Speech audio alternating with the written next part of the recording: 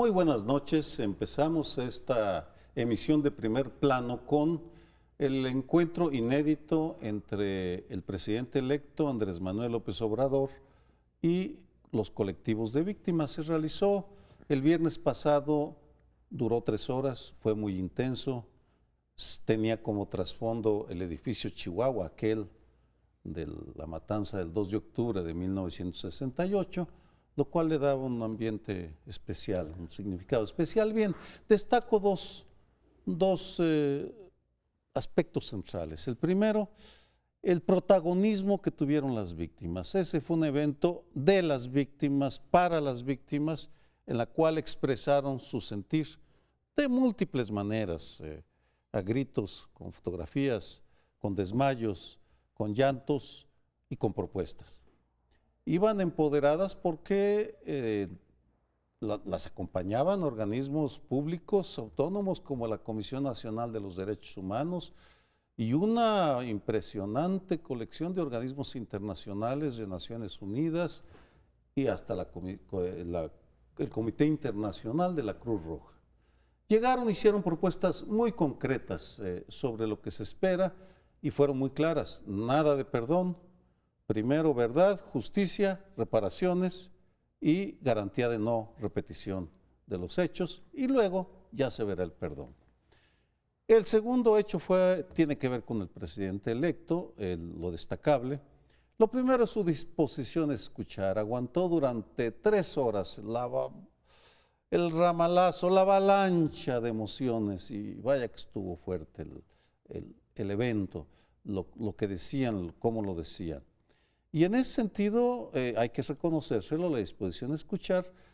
En un primer momento de su presentación, que cerró el acto, pues estuvo un poco disperso, pero luego se centró y dio 3 anuncios importantes. Primero, acabó con el dilema: el asunto de las víctimas se va a manejar desde Gobernación y el funcionario más importante, Alejandro Encinas. Segundo, habrá tanta justicia como le sea posible, él no fallará, repitió, y habrá recursos para ello. Y finalmente anunció que al llegar a la presidencia pedirá perdón a las víctimas a nombre del Estado mexicano. Hechos fuertes e inéditos. Sí, interesante ver por dónde efectivamente se intentan también canalizar estos foros que se habían diluido. Debo decir que el primero que arrancó en Ciudad Juárez, a estos últimos se había diluido el propósito, se metió este tema que si vendría el Papo, ¿no? Si habría asistencia, digamos, internacional, o serían foros más técnicos. Vemos que va coleccionando distintos encuentros. Creo que fue muy positivo que el propio presidente escuchara de viva voz no solamente el sentimiento de la gente, sino que lo que la gente espera de él. O sea, había una mujer que con voz verdaderamente emocional decía: nosotros confiamos en usted. O sea, nosotros esperamos que usted levante todo esto. Yo sigo sin entender conceptualmente qué significa esto del perdón para un jefe del Estado. O sea, yo puedo entender perfectamente. Las instituciones a partir de ahora van a ser responsabilidad de él.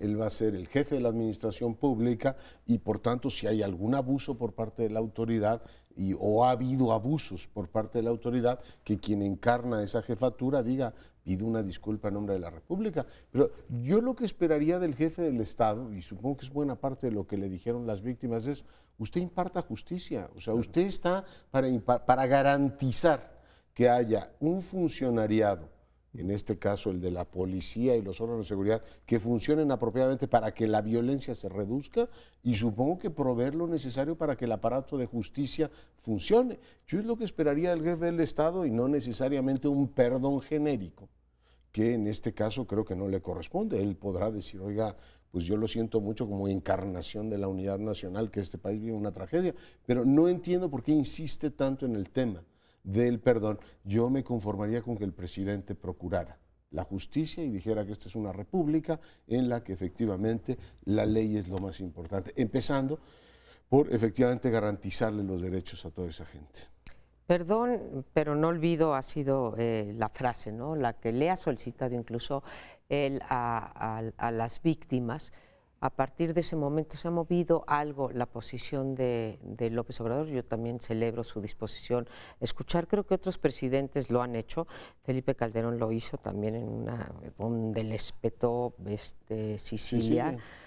Vaya, prácticamente, bueno, le dijo hasta digo, no era un montaje, ¿no? Sí, realmente hablando a nombre de las víctimas y tuvo que tragar un momento muy difícil. La diferencia es que Andrés Manuel López Obrador, bueno, trae un bono de legitimidad enorme, pero con todo celebro que lo hayan recibido, digo, que se haya él acercado a las víctimas. Siempre son lugares, pues, peligrosos, ¿no? Por lo que te pueden preguntar, en fin. Entonces, qué bueno que él, el que será el próximo jefe de Estado y de Gobierno, esté ahí.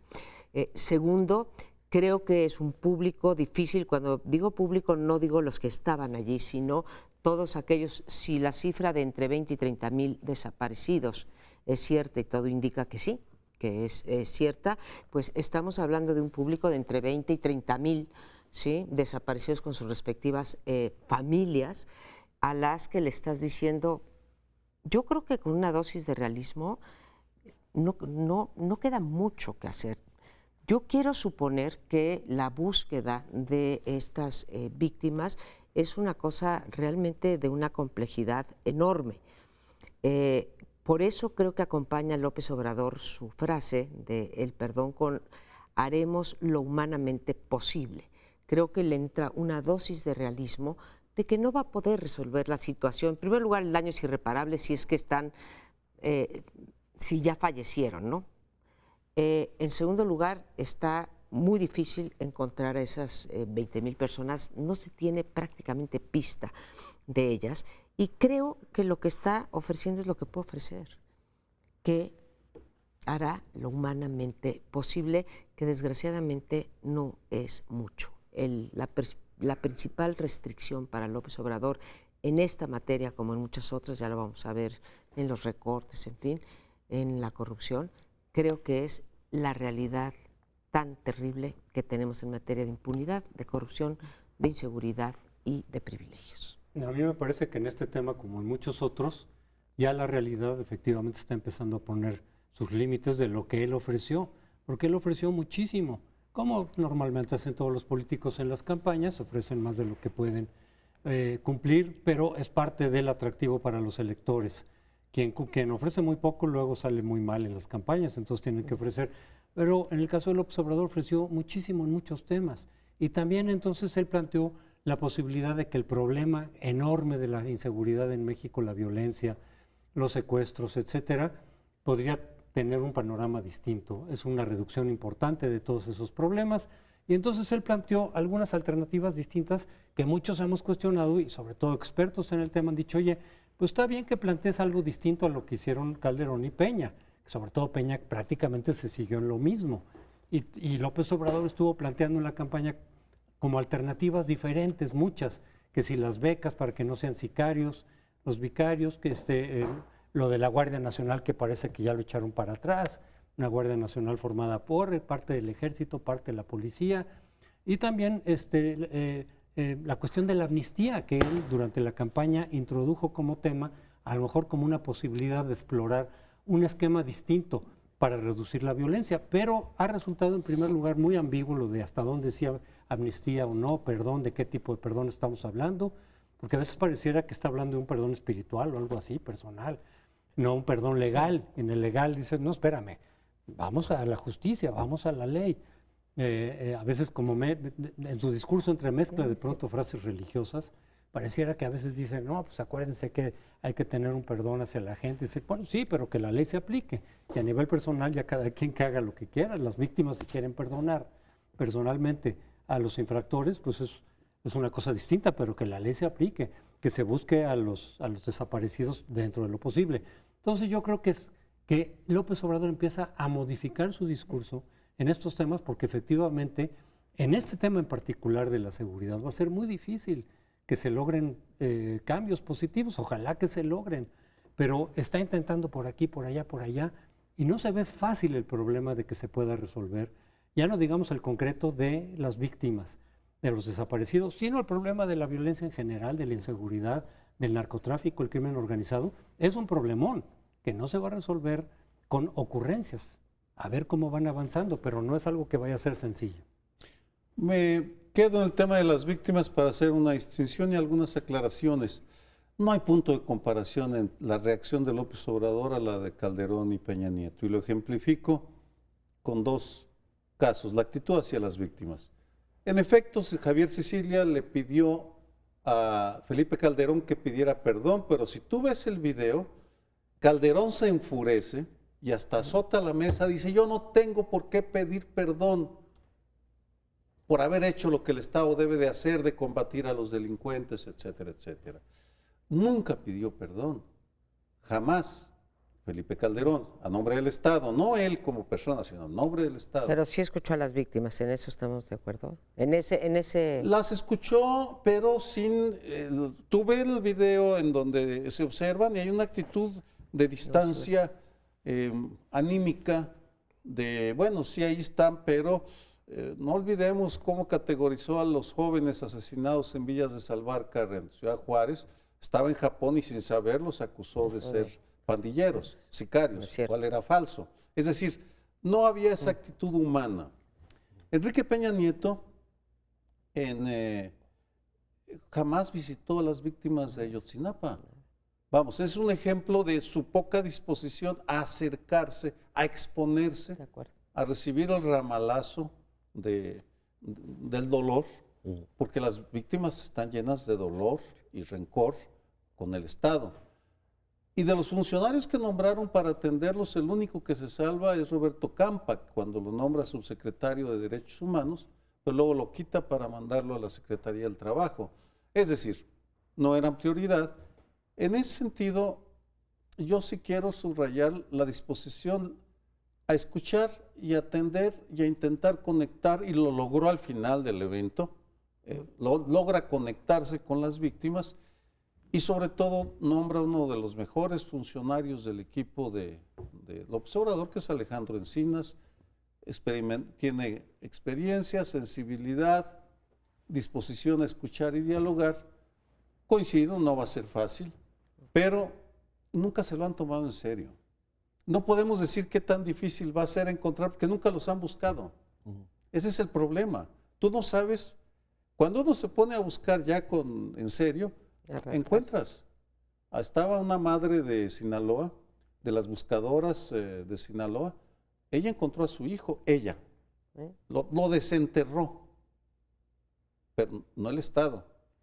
Ella. No, hay varios colectivos que han venido desarrollando estas capacidades porque el Estado no lo hace, y es una cosa dramática y heroica al mismo tiempo. A ver, la administración Peña Nieto también arrancó con promulgación de la ley de víctimas y lo celebraron y dijeron que este gobierno sí era sensible y que qué bueno que ponían funcionarios responsables en prevención. Fue el caso de Campo. O sea, se parece mucho a lo que hoy se dice. Yo espero que este impulso se mantenga. Yo espero que técnicamente... Yo a Encinas pues, le tengo un aprecio como político, etcétera, pero no deja de ser un político. O sea, que técnicamente el Estado mexicano se dote de las capacidades para reducir efectivamente la violencia. Yo lo que esperaría ahora, no que le salgan más o menos bien los actos políticos con las víctimas, dotarlos de recursos para reducir la violencia y capacidades para efectivamente identificar a la gente. No es posible que tengas, como lo ha ocurrido en Veracruz en los últimos tiempos, hallazgos ruandeses, de traemos 1000 y pico de personas, restos humanos encontrados aquí y allá. O sea, yo creo que lo que está en juego ahora, más que un asunto propiamente político, que lo es en primera instancia, pero una capacidad del Estado mexicano para evitar que esta barbarie que hemos tenido en los últimos años se siga reproduciendo. Yo espero lo mismo que tú y me parece, o sea, no quisiera estar en el pellejo de una de las víctimas, y creo que lo que más va a resultar en el caso de López Obrador, si alinean bien hacia dónde va a ser la garantía de no repetición, ¿no? Más allá de que haya una comisión de la verdad, se sigan buscando a esas víctimas, se haga justicia, como dice, pero la garantía de no repetición, no puede volver a haber ese número de víctimas en este país, ¿no? Sí, lo grave es que no hablemos en pasado, sigue sucediendo cada día, constantemente. Tiene que frenarse la sangría y tiene que atenderse a quienes ya han padecido. Tenemos que hacer un corte, regresamos en un par de minutos. Bien. Regresamos aquí a Primer Plano y tengo que confesar que necesito pedirle ayuda aquí a mis compañeros de mesa para poder entender pues dos declaraciones absolutamente contradictorias y en un espacio de menos de 10 días. La primera es cuando dice López Obrador, recibo un país estable y sin crisis económica. Y menos de 10 después, dice, esto es el fin de semana, recibo un país en bancarrota y lleva así 30 años por las políticas neoliberales. Creo que no podemos tener un país sin crisis económica y con estabilidad y a la misma vez tener un país que lleva 30 años en bancarrota. Son misma persona, simplemente espacio y tiempo diferente de ambas declaraciones. No pasó nada en medio que yo alcance a detectar como para decir, oye, un cambio, se metieron con el equipo de Hacienda y ya conocieron la verdad última de cómo están las finanzas públicas, cómo está el país, y entonces tuvo que cambiar de opinión, pero me parecen contradictorias, no me lo explica también el público ante el cual, porque digamos, finalmente el público somos todos, ¿no? Sale esto en los medios. Entonces tenemos una cosa u otra. A mí lo que me da miedo es que tú necesitas un diagnóstico, un punto de partida para después hacer tu política, en este caso económica y social, y si partes de que estás en bancarrota, pues la ruta es una, si partes de que tienes una gran estabilidad y no tienes crisis, tu ruta va a ser otra. Mira, ese es el tema. En realidad lo que ha venido diciendo desde muchos años atrás, en su larga campaña política, es lo que dijo ahora, es decir, el neoliberalismo es un mal sistema, ha provocado muchos de los males económicos, pobreza, desigualdad, falta de crecimiento. La falta de crecimiento, por cierto, también le atribuye muchas otras cosas como la inseguridad y la violencia. Es producto del neoliberalismo, no de estrategias equivocadas o de circunstancias que ocurren en otras partes del mundo, Colombia, en Estados Unidos, los mercados, sino del neoliberalismo. En realidad ese es el discurso y ese ha sido, y por eso ese modelo tendría que ser sustituido por otro modelo que es el que él propone. Yo más bien interpreto lo de la otra parte que tú señalas, el decir, a mí me entregan un país con estabilidad económica y demás, pues como parte de esta transición de terciopelo que le han dicho, ¿no? Esta civilidad con Peña Nieto, en donde de repente dicen, nos entregan un país en ruinas, como dijo Mario Delgado, en el momento de que se inaugura el nuevo Congreso, la nueva legislatura, dice, nos están entregando un país en ruinas. Y López Obrador como que matizó y dijo, no, mira, nos están entregando una cierta estabilidad. Yo creo que es parte de la, pues digamos, de esa posición de que con Peña Nieto de repente hay ciertas respeto, hay ciertas reconocimiento de algunas cosas, pero por esta transición civilizada, también como cuando salió con José Antonio Meade y dijo una persona decente, honesta, cuando en la campaña no había dicho precisamente eso, pero yo creo que efectivamente lo que había dicho era el modelo neoliberal es desastroso. Esa ha sido la tónica durante mucho tiempo, y en todo caso lo que agrega ahorita a esta última declaración es no voy a poder cumplir mis compromisos cabalmente, cuando muchas veces sí dijo también los compromisos los voy a cumplir. Dijo algo más difícil de entender. A ver, yo es verdad lo que dice, lo del neoliberalismo se lo he oído mucho, le mandé una carta al subsecretario de Naciones Unidas diciendo que en México había migración, también porque a partir del 82 este país se fastidió dentro del modelo neoliberal. El tema es que ahora él va a administrar el país y obviamente aquí entramos a un problema serio, porque ahora pues, las calificadoras y los tomadores de decisión ya no lo oyen como un político que dice que las culpas de todo fueron el neoliberalismo, sino que ahora es usted el jefe del Estado. Yo supongo que no le van a tomar la literalidad de las palabras, pero si efectivamente ahora dijeran, México está en riesgo, y el jefe del Estado dice que están en bancarrota, cuando se supone que tenías buena nota en las calificadoras, o sea, es que no es lo mismo decir eso en el ámbito político, decirlo cuando es el presidente electo, ¿no? Y las cosas sí cuentan y cuentan mucho. Si tú dices que estás en bancarrota, te dirán, bueno, ¿está usted como Macri a punto de decir que va a haber una devaluación del 30%? O bien, el otro o tercera interpretación, verdaderamente el hombre está ya tomando las riendas del Estado, ya le dieron las cuentas del presupuesto y dijo, a ver, más vale que nos vayamos curando en salud. O sea, si el índice de confianza del consumidor no miente, tenemos un 53% de incremento de las expectativas económicas para el año próximo. O sea, la gente estaba imaginando que íbamos a tener una transformación radical en este ámbito. Y lo que está haciendo ahora es también atemperar, decir, a ver, voy a cumplir mis promesas de campaña, dijo. Lo que no voy a cumplir son todas las demandas. Lo que no sé exactamente qué significa, pero subrayaría un punto. Entiendo perfectamente la lógica política, pero hoy esas declaraciones de que estás en bancarrota, si eres el presidente de México, ya empiezan a sonar a pesos y centavos. Y bueno, igual que ocurrió con las víctimas, ya le empieza a ocurrir a él, ahora es usted el jefe de las instituciones. Esas instituciones que tanto le dieron dolor de cabeza siendo opositor, ahora usted es el responsable de que la economía nacional funcione, o lo será a partir de diciembre. Pero hoy sus palabras ya son interpretadas como las de un jefe de Estado. Por tanto, supongo que va a matizar esa declaración de Tepic. ¿La de bancarrota? La de Tepic, sí, la de la bancarrota. Bueno, yo lo atribuiría a un asunto de estilo personal y luego a otro de fondo. El estilo. Hay jefes de Estado o presidentes que son muy parcos y cuidadosos a la hora de declarar. Declaran poco, simplemente, y cuando lo hacen es en condiciones muy controladas. Y hay otros que declaran todo el tiempo. Me parece que Andrés Manuel es de los segundos, es decir, le gusta declarar en ocasiones sin meditar exactamente qué mensaje quiere lanzar, lo que lleva a estas contradicciones. Vamos, esa sería una explicación. Los segundos, tal vez algo más de fondo. No estaremos viendo en el ámbito económico el choque de dos visiones, dos modelos, dos propuestas diferentes, tal vez no totalmente antagónicas, pero sí diferentes, y lo ejemplificaría tal vez con Alfonso Romo por un lado y Carlos Ursúa por el otro, o el bloque Colmeca, por llamarlo de alguna forma, porque ahora yo soy del Colegio de México. Qué poderosos son, Sí, como el ITAM de otros tiempos ustedes. Sí, es lo que nos dicen, que ahora que ya, adiós ITAM, bienvenido Colmex. bienvenido el Colmex. Es una exageración, por supuesto, pero sí.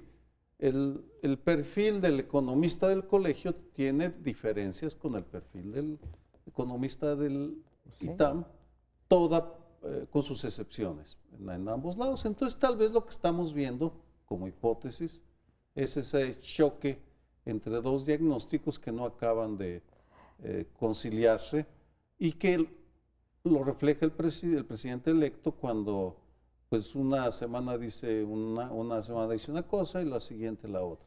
Yo creo que bueno, ya lo definiste tú, es el segundo tipo de político que declara y se expone constantemente a los micrófonos. Ahora, cuando ya eres presidente, igual que decíamos en el bloque anterior, pues la palabra del presidente, no te voy a decir, y nunca lo promovería que sea sagrada, pero tú tienes que ser mucho más cuidadoso con la palabra que cuando eres candidato o eres un político común y corriente o eres incluso si eres un diputado o un senador, ¿no?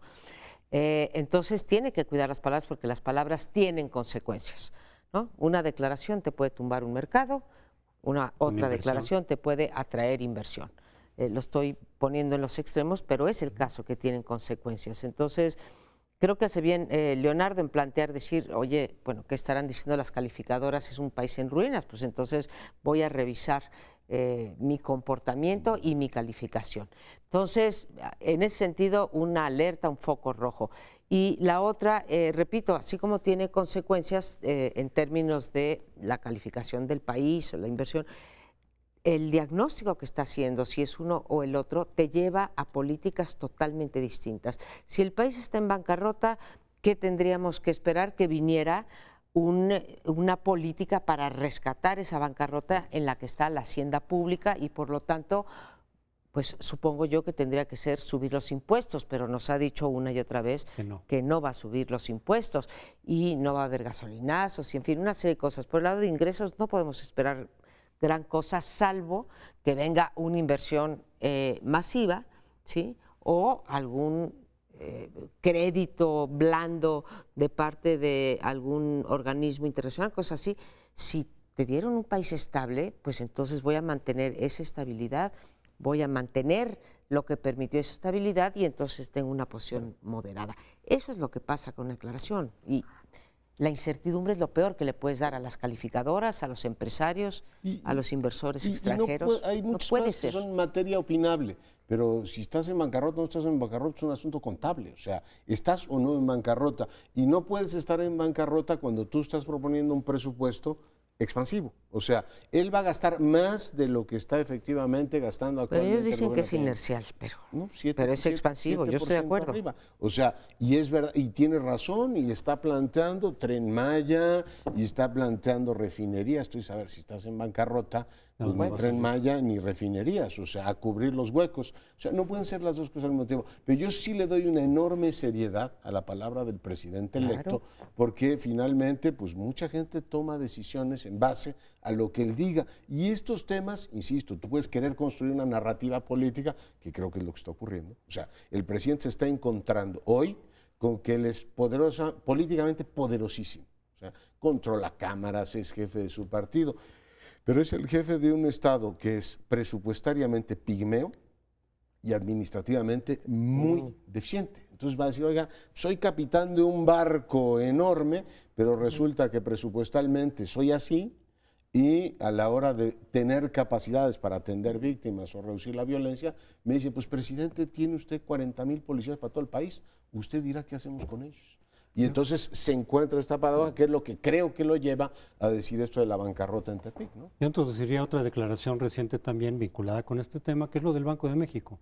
De alguna manera dijo, si las cosas se empiezan a descomponer en materia macroeconómica, serán decisiones del Banco de México, lo cual por un lado, pues qué bueno que se reconozca la autonomía del Banco de México, por otra ha generado también inquietud en varios analistas financieros y demás, decir, oye, si las cosas salen mal, no va a ser por tu programa, no va a ser porque algunas de tus políticas no eran las adecuadas, sino que ya le estás transfiriendo la responsabilidad al Banco de México, cuando todavía no ha pasado nada de eso, ¿no? Pero de alguna forma algunos dicen, pues es que también, en la medida en que no le salgan o no pueda cumplir lo que está o lo que ha ofrecido, no cabalmente, ojalá que lo cumpla en la medida de lo posible, pues a lo mejor empiezas a buscar a quién responsabilizar, como sería en este caso el Banco de México.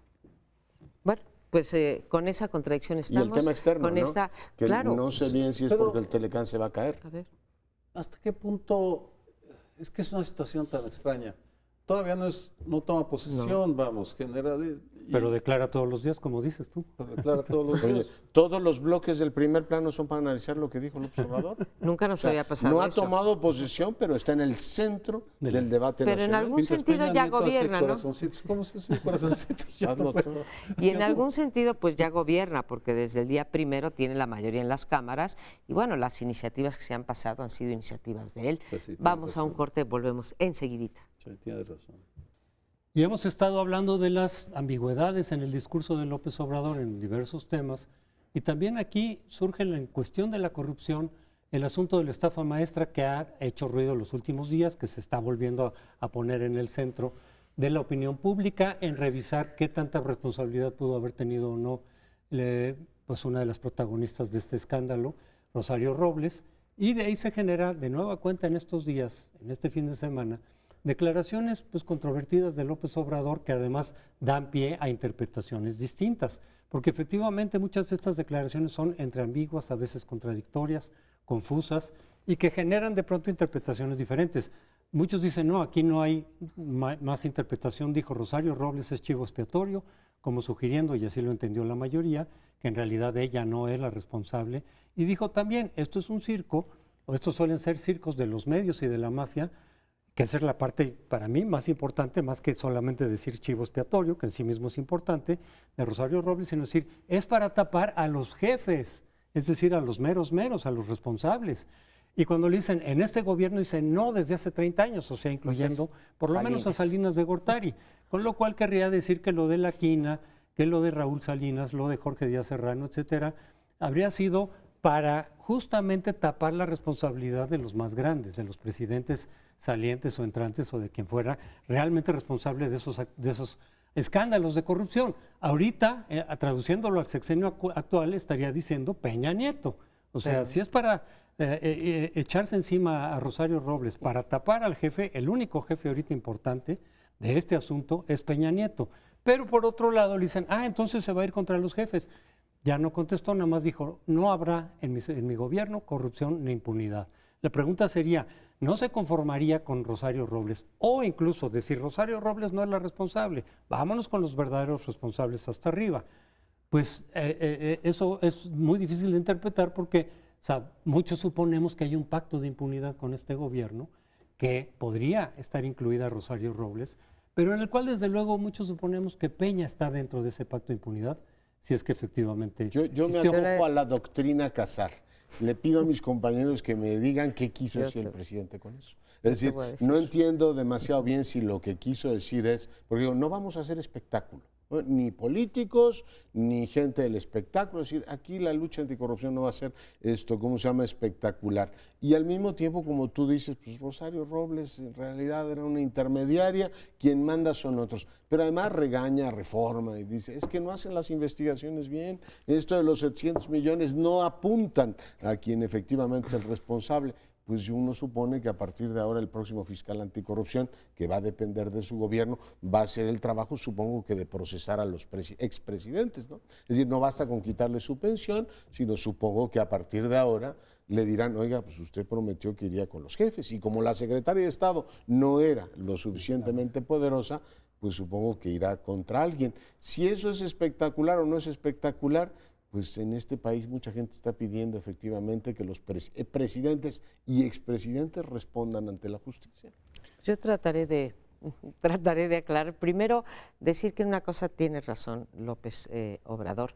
Cuando él dice, agarran chivos expiatorios, dice 1, 2, 3, 4 o 5 chivos expiatorios y después las cosas siguen igual. Cierto, eso tiene toda la razón, ¿sí? Hemos visto que desde Díaz Serrano, gente que va, pocos, muy pocos, bueno, que van a la cárcel y al día siguiente sigue la maquinaria de la corrupción y en eso tiene sentido. Lo que nos está diciendo es que meter a alguien a la cárcel es tener pues una visión muy restrictiva de lo que es la corrupción y cómo resolverla. Y en efecto, meter a la cárcel, si fuera el caso, a Rosario Robles, ¿sí?, pues no arañas la corrupción. O sea, nuestro país seguiría en el mismo lugar, en el 123 de anticorrupción.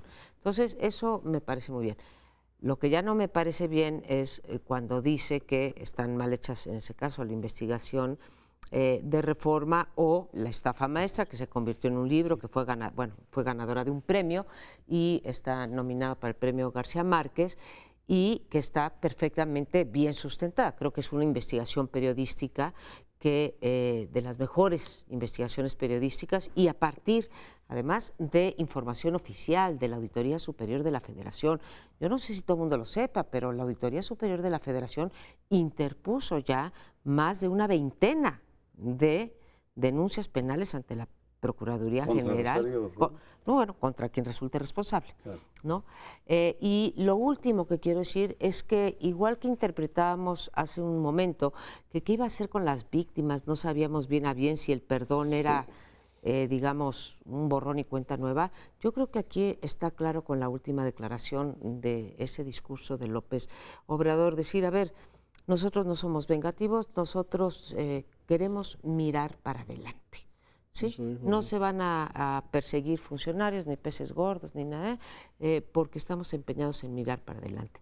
Yo creo, Leonardo, ya que tú lo preguntaste, que mirar para adelante significa decir, yo para atrás, lo que se cometió antes de mi administración, ahí se ven, señores, amnistía, igual que en el caso de el caso original del crimen organizado. Pues el problema de las declaraciones banqueteras es que dan para muchas interpretaciones diferentes, porque si uno escucha lo que dijo, estaba reaccionando a lo que le preguntaba a uno u otro y le gritaban, presidente electo, ¿qué me puede decir sobre esto? Y el resultado son contradicciones evidentes, no hay un eje argumentativo central que no está hablando ni de la corrupción ni del protagonismo en la transición, porque son para mí los dos ejes o los dos de los aspectos que mencionó. Muy desafortunado que haya incluido a Rosario Robles en la categoría de chivo expiatorio, o chiva expiatoria en este caso, porque fue jefa de gobierno de la Ciudad de México, presidenta del PRD y secretaria de Estado en el gobierno de Enrique Peña Nieto, 2 veces además. Es decir, es un titiritero en el último de los casos, es alguien que maneja los Mucho hilos, poder, sí. no que la maneja, y si la maneja es en concierto con otros de los principales. Todavía se discute el caso de Salinas, que tanto manejaba los hilos Raúl Salinas, algunos hilos cuando menos. Sí. Espero que no terminemos como Vicente Fox, que tenía un funcionario que interpretaba lo que el presidente quiso decir. No lo desearía, sería un deterioro en la imagen del presidente electo, sobre todo tan pronto. El aspecto de fondo es la manera como descalifica a los medios. Hay una parte en la que dice, y los medios no criticaron la corrupción, válgame Dios.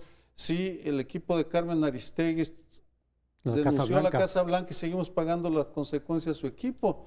No estamos en radio comercial porque nos sacaron en buena medida por denunciar la corrupción o la presunta corrupción de la familia presidencial. Es decir, y en el trasfondo está ese afán de un buen número de políticos de no reconocer de solo reconocer el protagonismo de los partidos en la transición. Se empeñan en negar los aportes, buenos, malos, pequeños, grandes, que han hecho mesas como esta, organismos civiles, organismos que estudian la corrupción, instituciones de educación superior, cámaras empresariales. La transición tiene muchos padres y muchas madres, no es el resultado de la fecundación de un ser hermafrodita que saca de repente un país que va a ser diferente. Yo coincido con lo que dijo López Obrador y Amparo en este sentido de que esos casos aislados de castigo que se hizo a la corrupción desde Díaz Serrano, La Quina, etcétera, no modificaron para nada la corrupción. Él dice la corrupción continuó, por eso se tienen que hacer cosas distintas. Y efectivamente se tienen que hacer otras cosas. No basta con meter a la cárcel a algunos, pero hay que meterlos. Es decir, no basta con meter a la cárcel a más, no nada más 2 o 3 como él dice, sino a más de los que sean responsables de manera más sistemática y con criterios más universalistas, no excepcionales, a veces sí con elementos de venganza política. No, hay que hacerlo más sistemático. Pero también, como escribe en un artículo hoy Mauricio Merino, sí tiene que haber un cambio institucional, un desarrollo institucional, lo cual no exime que metas a la cárcel a los responsables. Entonces, que se investigue más a fondo, de acuerdo estamos. Que se metan al bote no solamente a los menores, que él considera menores a los gobernadores, a los secretarios de Estado. Decir, órale, vámonos más para arriba. Hay responsabilidad de Peña Nieto para que no se diga que los medios no exigen combatir la corrupción. O sea, hay responsabilidad de Peña Nieto en ese caso o en otros, como Odebrecht, por ejemplo, pues entonces que se aplica. O de Calderón, no, y con Odebrecht también dicen.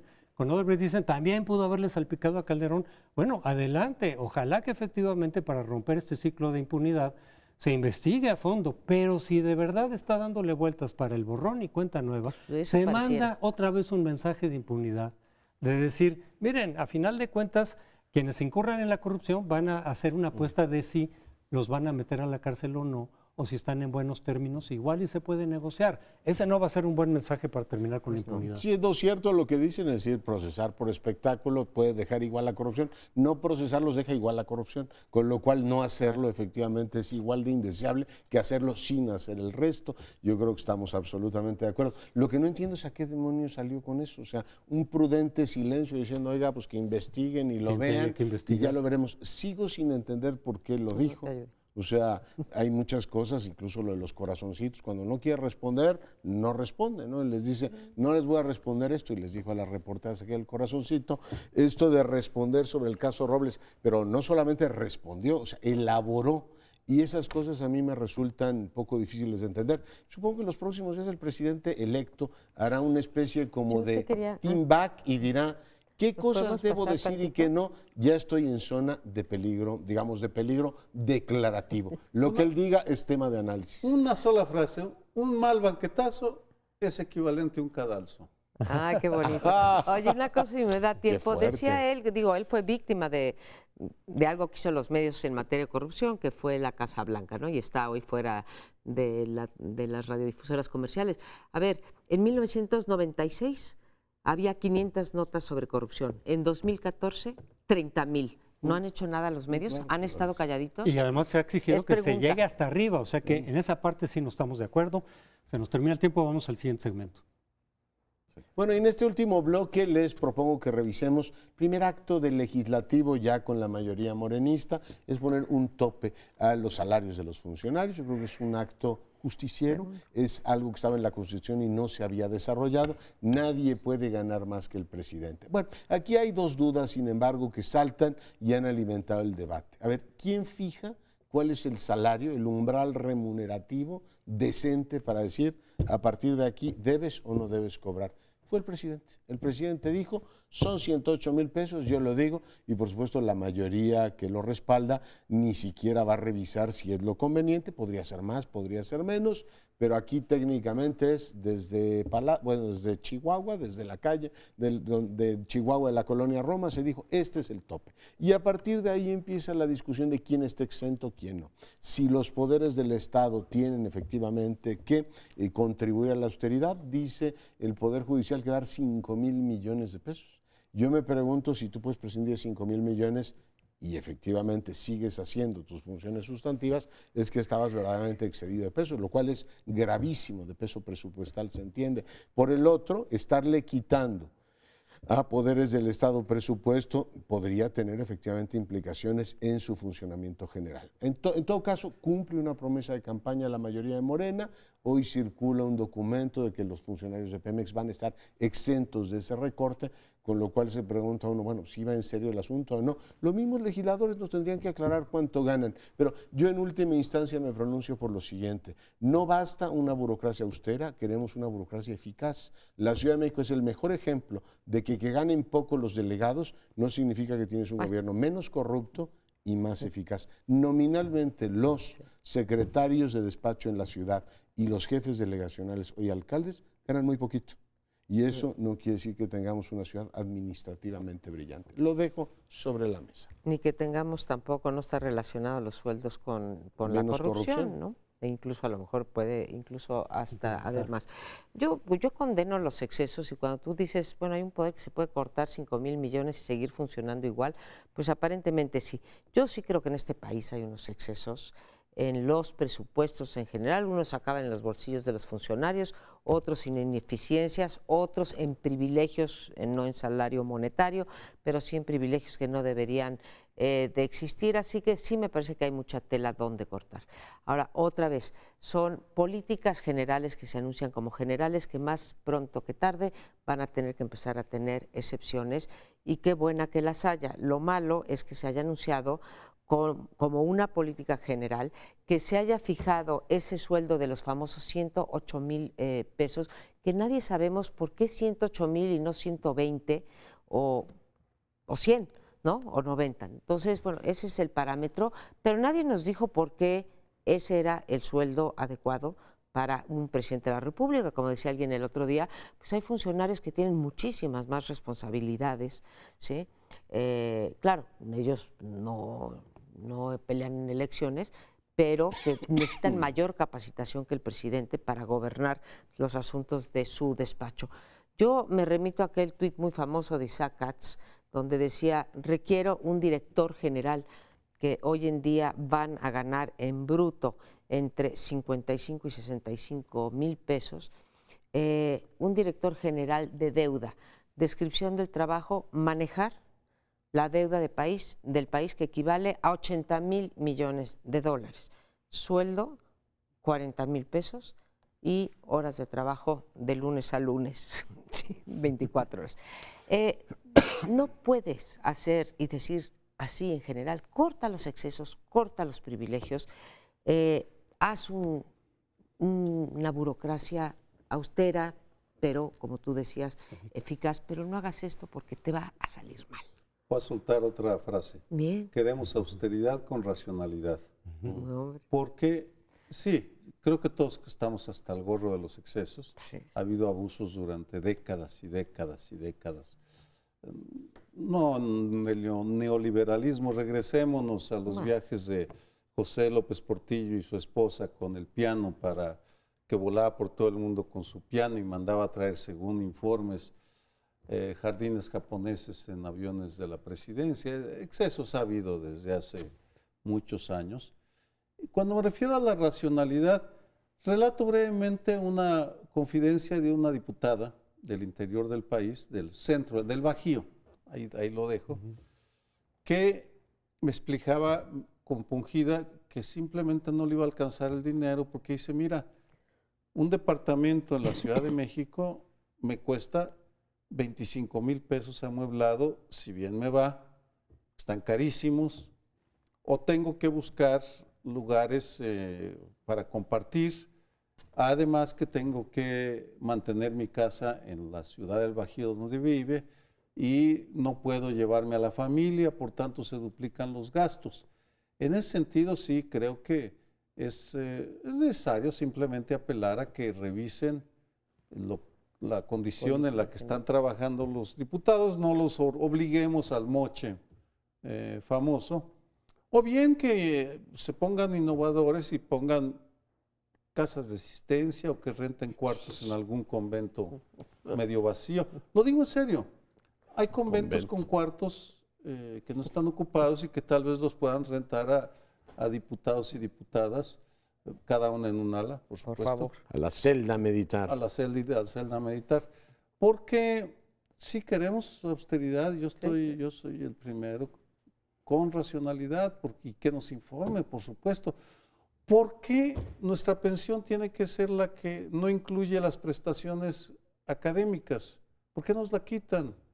¿Por qué el Sistema Nacional de Investigadores tiene tal monto y no otro? Es decir, no se lo inventa alguien y se convierte en ley sin racionalidad. En ese sentido tenemos un gran terreno que avanzar. En esa misma línea, yo insisto, lo hemos dicho aquí en otras ocasiones, tocando este tema, que esto tiene más una racionalidad política. Esto de la austeridad es un mensaje político bienvenido, porque efectivamente ha habido muchos excesos, porque de pronto un país muy desigual, no diría que el país es pobre, porque el país no es tan pobre, pero sí muy desigual, ve a la clase política muy por encima, con privilegios que no se justifican. En eso estoy totalmente de acuerdo, y qué bueno que se lance ese mensaje político, pero que económicamente, en primer lugar, no te va a resolver todo el dinero que se requiere para los programas sociales, realmente los ahorros.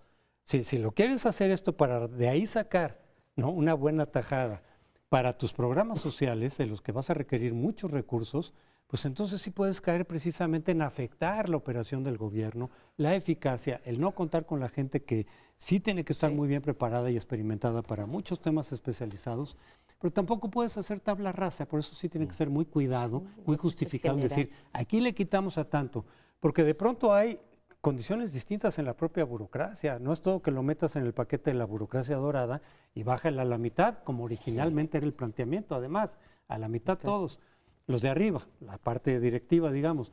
No, porque hay algunos que necesitan más recursos y ya se está diciendo que si en tal sector se requiere de más recursos o mejores pagos, el servicio exterior que está fuera del país de pronto no le van a checar si le cortas igual que aquí. Depende del país en el que esté. Hay unos países que son más baratos que en México, entonces ok, pero otros que no. No puedes hacer tabla rasa, porque entonces sí te va a empezar a hacer agua en el manejo adecuado del gobierno en sectores sobre todo muy especializados. Además te genera una discordia en muchos ámbitos. A ver, yo coincido en que los privilegios hay que recortar, yo coincido en que es un mensaje político muy potente, que la gente lo está esperando. Además coincido en que si en este país las rentas altas empiezan en 40,000 pesos, no hay ninguna razón para que la burocracia gane mucho más. O sea, tienen que vivir en la ecología salarial de este país. Eso me parece bien. Lo que yo digo es, muy bien, pues, un gobierno austero, bienvenido, pero eso no basta. O sea, la Ciudad de México es el mejor ejemplo, lo reitero, en donde bajar sueldos. Cuauhtémoc Cárdenas llegó y les quitó hasta los aguinaldos. Y uno dice, bueno, quitarle un aguinaldo al secretario de Obras te resuelve el que la ciudad funcione mejor, bien, pero si no lo resuelve, lo único que está haciendo es un acto de injusticia laboral con los cuerpos de funcionarios que le fueron leales al presidente, le serán leales, perdón, y votaron muchos de ellos por él. No entiendo por qué tiene ese amor por el magisterio y no por los otros cuerpos del Estado, de funcionarios que, oiga, trabajamos, nos quiere usted poner a trabajar los sábados y además bajar el sueldo, como si fuéramos parte del problema. Yo creo que la ecuación hay que invertirla. La sociedad mexicana está muy enfrentada con el gobierno y eso pasa porque los servicios públicos son pésimos. Entonces yo digo, pague menos, efectivamente, pero exijamos una burocracia basada en el mérito y en la honradez, entonces sí compro la ecuación completa. Claro, pero es que no están vinculados, no es una cuestión, como dijeron ustedes, de causa-efecto, ¿no? Pago bien y no roban y son eficaces, O no pago es cierto, poco y son pago poco eficaces. y son eficaces, no roban. Menos. Tampoco es el caso. Es un problema de una, creo yo, una política con un buen espíritu, sí, la austeridad y acabar con los privilegios y los abusos, con muy mal aterrizaje por parte de los operadores o los diseñadores de política de López Obrador. Lo mismo pasa con, vamos a acotar 70% a los de confianza. Se darán cuenta que hay muchos trabajadores de confianza que ganan 5, 6, 7 mil pesos, que son la mayoría. No es cierto que los de confianza son los que ganan los miles de millones. Pues poco a poco les van efectivamente dando toda esa información sobre cada una de las dependencias, pero es momento de irnos. Muchísimas gracias por habernos acompañado en un programa más de Primer Plano. Nos vemos aquí la semana próxima.